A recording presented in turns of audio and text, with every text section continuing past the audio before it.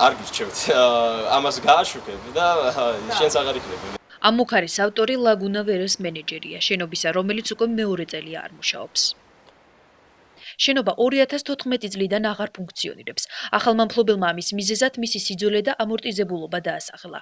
კომპლექსის სამის თანამშრომელთან ერთად ახალი მფლობელი ახალი მოთხოვნითაც მივიდა. მან თანამშრომლებს გამოუცხადა, რომ კომპლექსი მუშაობას ვეღარ გააგრძელებდა, რაც სამუშაო ადგილების შესაძლო დაკარგვასაც გულისხმობდა. თანამშრომლები ახალი მფლობელის გადაწყვეტილებას აქტიურად აპროტესტებდნენ. ასოცი თუ რაღაც თანამშრომელს ერთ დღეს გამოუცხადეს, რომ დაიკეტა და წადით სახლში გაყარეს. თანაც დამსახურებული ხალხი. არ შეიძლება ვიღაცების ინტერესებს შეეწევოს. არის ისეთი რაღაცები საქართველოს, სადაც ფულზე არ შეიძლება გაიყიდო. არ შეიძლება ლაგუნა ვერეს გაყიდვა. ამის მფლობელი არის ივანიშვილი. არავინ არაფერს არ გვეუბნება. ივანიშვილთან იყო ჩვენი დელეგაცია, დირექტორის იყო იქა და არავითარი რეაქცია. ბასენი გაგვარესხენეს, ყველაფერი მოამზადეს, ყველაფერი და მე მესამე-მეოთხე დღეს გაზეთში დაწერეს, რომ ავარიულ მდგომარეობაშია, არ შეიძლება ამის ექსპლუატაცია და ამდენი ხალხი დადიოდა 1500, 2000 ბავშვი დადიოდა ყოველ დღე. ეხლა ბოლო პერიოდში დაიწყო ჭორაობა, ანგრევენ, სახლს აშენებენ, აუქმებენ, რესტავრაციას აკეთებენ, ანუ რეკონსტრუქციას და არავინ არ არის სიტყვის თქვენი. მილები გამოცვლილია, აუზები გარეცხილია, აუზის გახსნა შეიძლება, მაგრამ არ ხსნიან. ვითომ არგუმენტი არის ის, რომ არის არარენტაბელური. რამდენი ადამიანია? 5. და ხელფასებს იღებთ ხო ჩვენ? ლაგუნა ვერეს ახლა სულ 5 თანამშრომელი ყავს. სამუშაოების დაწყების შესაძლოებებისა და მფლობელის ვინაობის გაგება თავად კომპლექსის ადმინისტრაციაში ვცადეთ. აღმოჩნდა, რომ ჟურნალისტებთან ინფორმაციის გაცემა მფლობელის ვინაობის შესახებ აკრძალულია. იმან მომცა სამსახური და უფლება აქვს ამეგზალოს რაც და როგორც უნდა ისე მოიგზ რას ქვია. მითხრა რომ არ ვთქრავ და ეხლა როგორ მე გითხრა შენ? რატო დაიხურა? დაიხურა? მიზეზი ის არის რომ გამოსაცვლელია და გასარემონტებელი. აი იმედა დაიხურა. და სარემონტო სამუშაოები როდის უნდა დაწყებულიყო? არ ვიცი ჯერ მაგაზე პასუხი არ მიდიოდა. კომპლექსის მენეჯერი იმ ფაქტსაც იხსენებს, თუ როგორ აიძულეს გაურკვეველმა პირებმა ლაგუნა ვერეს ბედით დაინტერესებულ ჟურნალისტს პროფესიული საქმიანობის შეჩერება. მედია საშუალებას კი არ ასახელებს. შემოვიდა, გითხრა რომ სტუდენტი ვარო, გვათვალიერებთ და გადაგება და რაღაცას გავაკეთებია და ისეც. თქვენ არ იმას არ გადაშუქებთ ეს. გაგვაშუქა არ მუშაობს ლაგუნა ესე და რაღაცა მოკლედ ეს ციტით. თვითონ ლიცენზია დაკარგა ყველანაირი. მოგვიანებით არაოფიციალურ საუბარში გიორგი პერანიძე ადასტურებს, რომ კომპლექსის ხელმძღვანელი შპს უნიონია. აღმასრულებელი დირექტორი კი დავით ჩხეტიანი.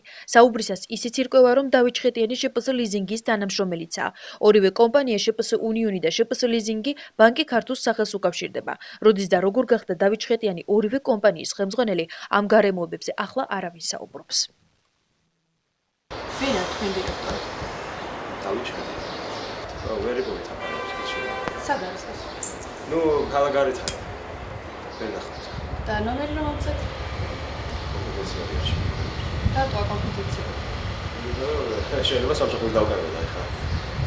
მარტო აქ მუშაობ, გამარტო აქ შეიძლება ვიყავ თუ სხვაგან შეიძლება. არა, სხვაგან შეიძლება. სად შეიძლება ვიყავ? შპს ლიზინგში. რამდენიმე წუთის შემდეგ შპს ლიზინგისა და უნიონის ხელმძღვანელს აბრეშუმის ყოფილ ფაბრიკაში შევხვდით, რომლის მფლობელიც დავით ჩხეტიანია. არა. რატო? ოფიციალურად გამიშვა. დიახ.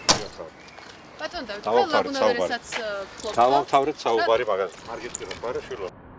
შეთანხმება არის შეთანხმება, ხო? კი, მაგრამ თქვენ ხო არ გიდათ ეხლა კომენტარის გაკეთება. რატო არ გიდათ? პაპატიეთ ეხლა.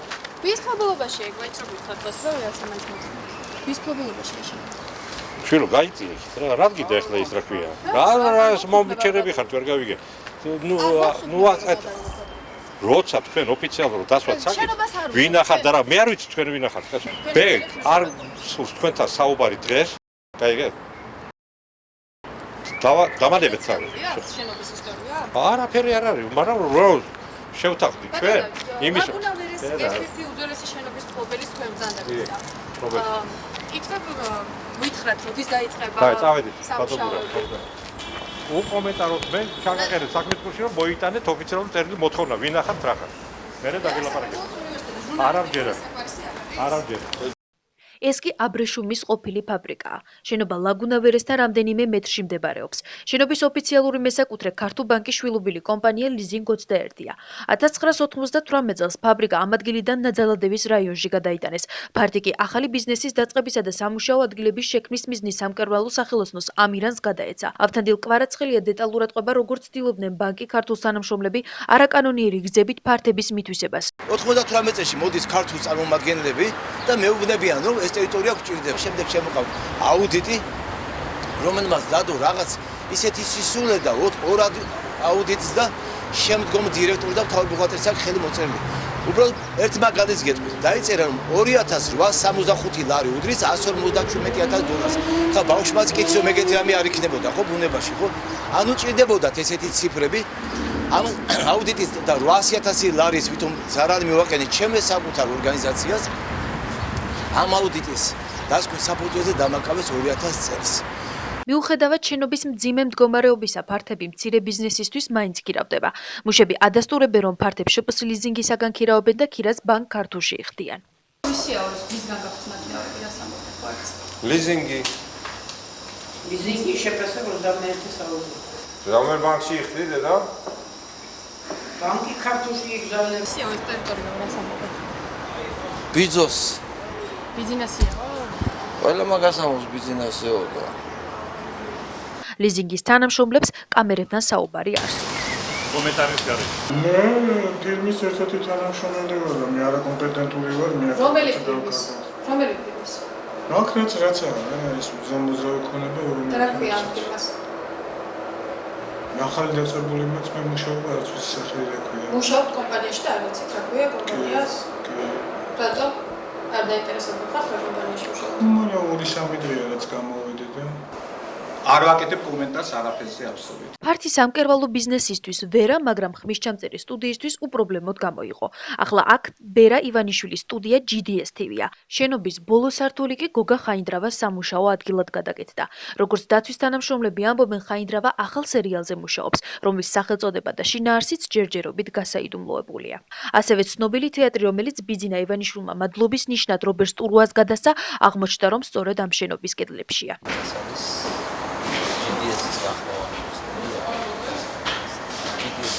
ვერას სტუდია.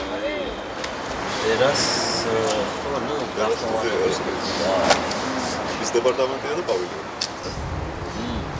იქაც იღებენ ზედა ხაინდრავა იღებს ზედა ხაინდრავა?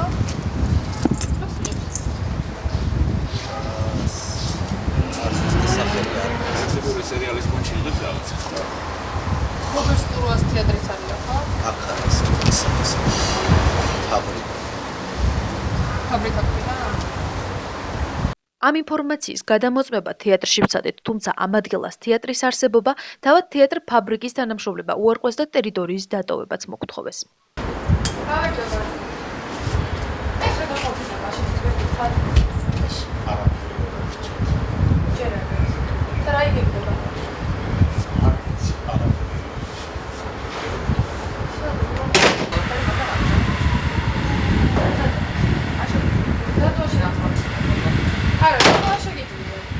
ჩვენ ვართ GDS-ის თანამშრომლები. კი. ანუ GDS-ი ამ შენობაშია და ხო? GDS-ი ამ შენობაში არ არის. უბრალოდ ეს შენობა არის სხვა რაღაც შენობა.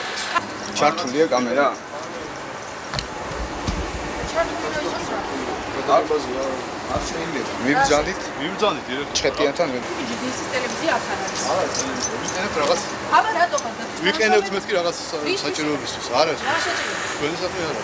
ავთანდილ კვარაცხელია მკუთვნილი ქონების დაბრუნების მოთხოვნით ადამიანთა უფლებათა დაცვის კომიტეტს მიმართა. გედევან ფოფხაძემ განცხადებლის მოთხოვნა დააკმაყოფილა და საქმე შესასწავლად სამართალწარმოების პროცესში ჩადენილი დანაშაულის გამოძიების დეპარტამენტს გადასცა. რამდენიმე თვეში ავთანდილ კვარაცხელიას აცნობეს, რომ სისხლის სამართლის საქმე სამართალწარმოების პროცესში ჩადენილი დანაშაულის გამოძიების დეპარტამენტს არ მიუღია. საქმე ისევ თბილისის პროკურატურაში დარჩა. იმის გამო რომ ბანკი ქართულ და შესაბამისად ივანიშვილი დგას ამის უკან, ვერაფერს ვერ ვახცევ. პირდაპირ ღია ტექსტით მითხრეს.